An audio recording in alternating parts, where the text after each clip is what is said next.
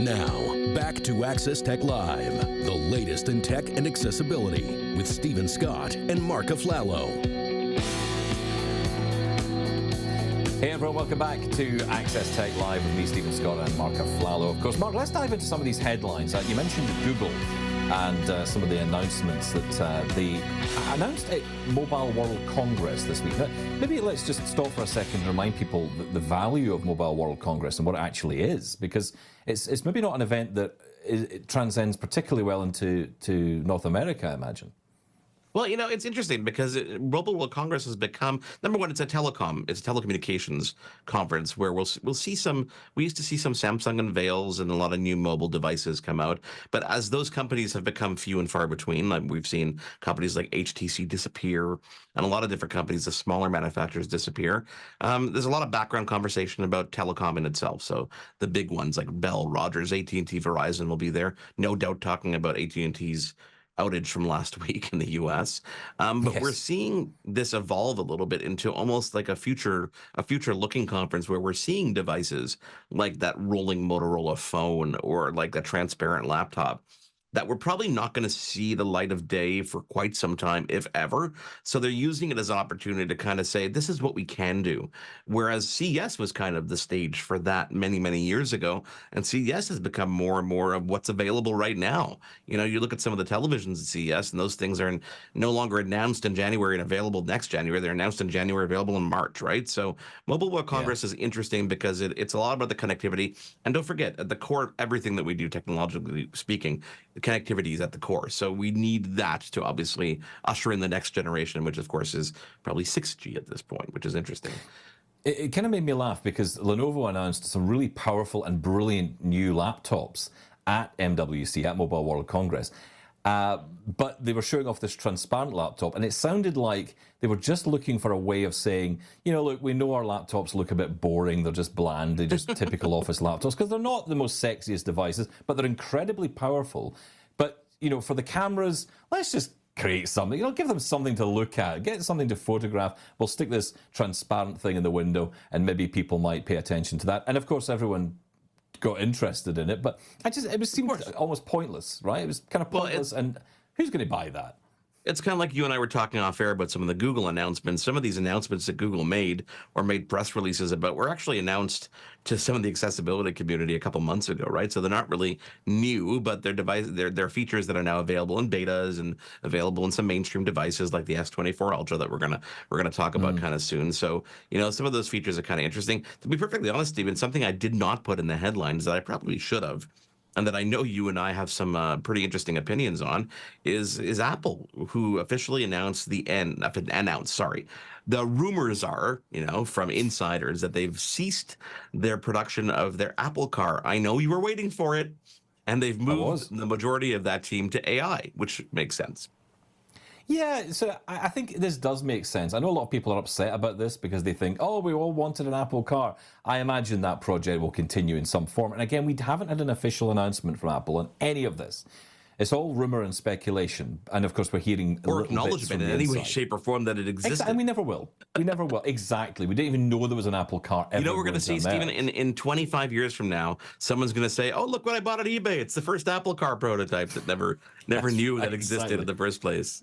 I don't think it's a bad thing. I think this is a good thing. Apple need to focus on AI. You know, Tim Cook said this week in a teaser that essentially, you know, this is the year where we're going to really ramp things up on generative AI. It has to. It really has to, because, you know, Siri is just dreadful. I tried to call you the other day, and it said, you don't have a Marco Polo in your contacts, which I thought was kind of amusing. And then but download this game if you want to play it. Yeah, exactly. Then I said, call Mark Aflalo. It then said, you don't have a Mark Aflalo in your contacts. And then I yelled at it, FaceTime Mark Aflalo. And it said, no problem, here we go.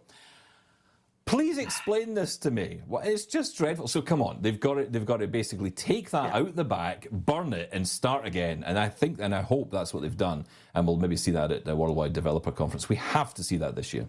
Well, don't forget, when Siri was first announced, that was like major cool generative AI in its form at that point in time. Like this radical assistant that was originally an app, and they bought the company and integrated it across the platform. But as more and more products came out with better features or better implementation of the same features, it just became more and more redundant, and you realize how bad it really was. Yeah, but for those of us who used Siri way back when, we know that it was way better than it is today. So it's lost features along the way. It used to be far more functional than today. Oh yeah, loads of things you could do on Siri before you cannot do today. I mean, basic things like making a call, unlocking your phone, trying to open that. Would you like to open Prime or Amazon? I'd like to open Amazon. Opening Amazon Prime. Oh, come on. Stephen, maybe you have to speak a little bit. Maybe you have to take a different tone with Siri. You know, she's a gentle, fragile AI soul. Maybe if you ask things in a nicer way. But you know what? The one cool thing I find that Apple has done over the past 6 months, quite honestly, is that action button introduction on the new iPhones has allowed us to get rid of Siri entirely, and we can just use that action button to, you know, fire up ChatGPT or maybe Google Assistant. You can now choose the assistant of choice, which is pretty cool. And I think, I hope, fingers are crossed here, okay, that we are going to see some announcements, as you said, at their Worldwide Developers Conference, which is only, what 4 months away, not even 4 months away. And we're going to see how, I've heard rumors, Stephen, that they're going to incorporate AI so deep into their operating systems that with their development software, which is called Xcode, developers will be able to, with natural language, design the framework for an app without ever lifting a finger. They're not going to have to do anything other than say, design the framework for an app that plays Access Tech Live whenever I say this. And it'll actually build everything from scratch automatically. So that is really cool. And I think it's going to open the doors up to some really cool experiences that we'll see down the road. And I think also we're going to see how Apple Vision Pro plans to, and I guess, aim towards its next generation at Worldwide Developers Conference. So I want a feature that I can get Celine Dion music played every time I put a foot on the ground. Okay, let's figure that out. Can I talk about the S24 Ultra, please? Yes, let's get hands on. Come on, show me this thing. I know it's Android, but let's do it anyway. Forget about the operating system. We're going to show you some of the fun features that we have across the board. Let me describe the hardware here. We've got an overhead shot on the screen as well that we're going to put up of the phone itself. Number one, when you look at it, Samsung always saves the best displays for themselves. It has the brightest, clearest display of any smartphone I've ever seen. Barely any bezel. They've gone to this more square look as opposed to the rounded look of other devices that we've seen on the market. So very narrow bezel, a small hole punch camera on the top and the middle.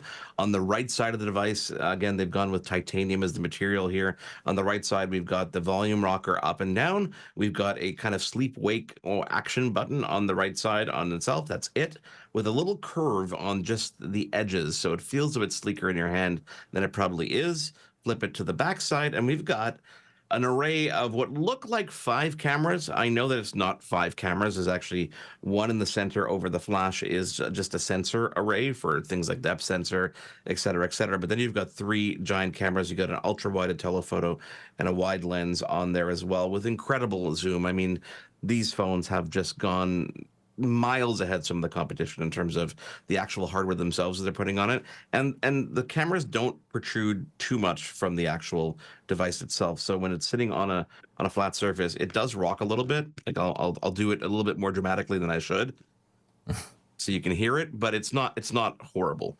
On the bottom of the device, you got the USB-C connector over there, a SIM card tray, and look, Stephen, an S Pen can pop out of the bottom. You just click it in once, and the S Pen pulls out of the device.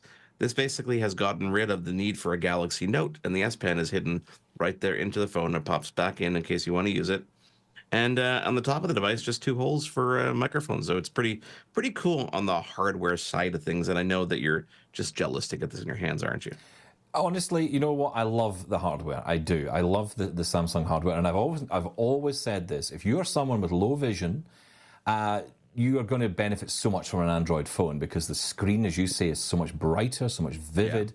You get great quality on there. So if you want to ramp up that text size, if you want good contrast, you're going to get that. I mean, I think it's a much nicer phone visually. Now, of course, the interesting thing is you mentioned hardware, but in software terms, and we heard this at MWC, we've heard it before, but, you know, Google rolling out all these new features. I mean, improved screen reader support for Lens and Maps, which means that you can walk around town now. And that's thanks to hardware, right? That's thanks to better cameras and better software integration of those things. But I want to show you what that means, and well, just to explain this to people, because you might Yeah, go not know ahead. what that means, but essentially we're talking about here is allowing you to walk around town. You can hold your phone up and say you're in front of a coffee shop, so in front of a Tim Hortons. It will tell you it's a Tim Hortons store. It will actually see it through the lens, and it will give you that information, and then you can query it further in Google Maps, of course, because you can go in and you can query opening times, even the menu, and all of that. And of course, it just makes things so much easier, especially for those of us who use TalkBack, which is the screen reader built into Google devices. Just to be very clear, though, Samsung have their own TalkBack, which is a little bit behind Google's TalkBack, but you can, of course, put Google's TalkBack on there. Always important to mention that. So I have the AMI website up here, and I want to show you one of the cool features. Circle to Search is one of these features that actually Samsung unveiled with Google on stage at their Unpacked event a couple months ago, not even a couple months ago. And the cool thing about Circle to Search is that it works throughout the entire operating system. So I'm going to try to demo it a little bit here. And live demos always fail, right? So here's hoping. I'm scrolling through the AMI.ca website. You see some great shows like Chef Sharon, All Access Comedy, which we're going to be talking about later on. So let's, take, for example, on there? I'm sure we're on here somewhere. Let me scroll. You know what? This has taken over the show. No, okay. We'll get to that after. I'll check that in the break, Stephen. Okay. Priorities. Come on. AI and deepfakes right here. Look, Access Tech Live. So let's have some fun here. Okay. So we're going to continue. We're going to actually play a bit of that episode here, so we can. It's the episode with Amber Mack, which is on the screen here, and we're going to try to play it because what I want to show you is as you scroll through, let's say, a video like this, and we'll wait for a scene where Amber's on page here, and I'm going to pause it here if I can. I'm going to actually press and hold the home button, and I'm going to circle Amber on the screen, and it's going to give me instant search results for the shirt that she's wearing. And she's wearing a striped black and white shirt, and it's showing me right now on the screen beneath it, Amazon.ca, where I could buy that shirt for $58, another version for $250. And honestly, it looks like the identical shirt to what she's wearing. So this works throughout the entire operating system. So if I were to fast forward to maybe a point where one of us are on the screen here, let's see here, there's my beautiful face there. Let's see what happens when I use Circle to Search, press and hold that little home button, circle me, and let's see if it finds my shirt. No, look at that. Try searching a larger area. Thought it was pretty large in the first place. That's a little bit offensive, isn't it? Yeah, it is. But let's see if I can search a larger area. We'll make it bigger on the screen. It gives me like this kind of window where I can stretch it from different angles. And actually what it found was the thumbnail of myself and Amber Mack on the YouTube video. So we can link to the YouTube video, which is it's kind of cool. So this is available throughout the entire operating system. The other feature I wanted to show off here, Stephen, is it's in basically the photos and the camera app. I'm going to take a picture of my desk here. I'm going to hold the camera up a bit so you're going to get a glimpse of what's on my desk. And there's a keyboard, a mouse, actually 2 keyboards and 2 mice there. And after I take the photo, I'm going to actually pull the photo up, put the phone back to its portrait mode. I'm going to put it back down here so we can display it on the screen. I'm going to hit the edit button. And this is where AI gets kind of fun. So when you get to the edit button, you can select things. So I'm going to select the mouse. I'm going to hit the AI button. I'm going to select the mouse that's on the screen and let go, and it selects the mouse. And I'm going to move that mouse if I can. Try to move the mouse. You see, this is where it fails. Let's deselect. We're going to try it again, Steve, here. Select the mouse. And now we're going to take the mouse and try to move it. It's not doing it. It's trying to like select it again. Okay, fine. So what I'm going to do is watch this. Select the mouse, and I'm going to hit the edit button, and I'm going to hit smart select. See if I can, lets me move it. It's not letting me. You see, this is failure. This is absolute failure. What I want to do is I want to try and delete it. So I'm going to try it with the keyboard. So let's do it. Let's do deselect. This is allowing you to edit an image, right? This is letting you change I want to edit the image, but I want to show you how I can actually edit. Let me go into photos. Maybe that's a better way to do it. We're going to go into photos and do an older photo that I had here. I had a picture that I did a bit earlier of my kitchen table, and there's some Lego flower pots on it, okay? So we're going to try this again. We're going to hit the edit button. I'm going to circle one of the flower pots with the S Pen. And, oh, sorry, I had to hit the AI button first. Circle the flower pot. Okay, it now selected the flower pot. It actually kind of cropped it around the actual area. And I'm going to press and hold and move it somewhere else on the table. and then I let go and I hit generate. So what it's done is now it's cut a hole out of where that flower pot was originally, and it's moved it to the other place on the screen. And it's actually doing some cool AI stuff as little stars that are going on the screen while it's blurred.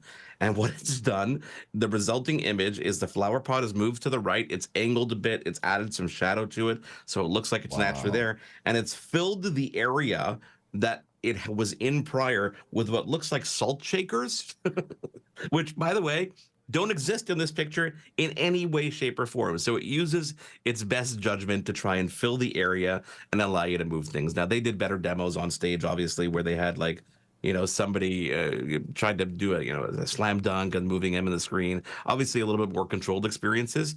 But the cool thing here is that, software really is what differentiates a lot of these devices. And this is one of these devices that I'm looking forward to playing for a couple of weeks and really trying to see what some of those features are. Yeah, but you say that they did nicer demos or fancier demos, but there's always something unreal about those demos, right? Whereas what you're doing there is real. That's actually your house, that's your picture, you've edited that, and you've just done it live here, and it worked. So I think that's incredible, and I can see some real value in that. There's always that thing, I know people don't like, photo bombing and things like that, so someone in the back of the background of a picture, you can just take them out of it. You can just delete them out of the image or change it. That's really cool. That's really nice. I can think of some actual sounds like a photos great from phone. Vienna. We should do that too. I can definitely think delete me out of all of them. That's probably the best way. Stephen, we're going to take a quick break. When we come back, we all know Audible. Audible is a great resource for, accessing books. But the platform itself, is it accessible? Well, Georgia Knox is Audible's country manager for Canada, and she's here to tell us when we come back exactly how accessible that platform is. Stick with us. It's Access Tech Live. There's more Access Tech Live to come. Get involved and have your say at Access Tech Live on social media. We'll be right back.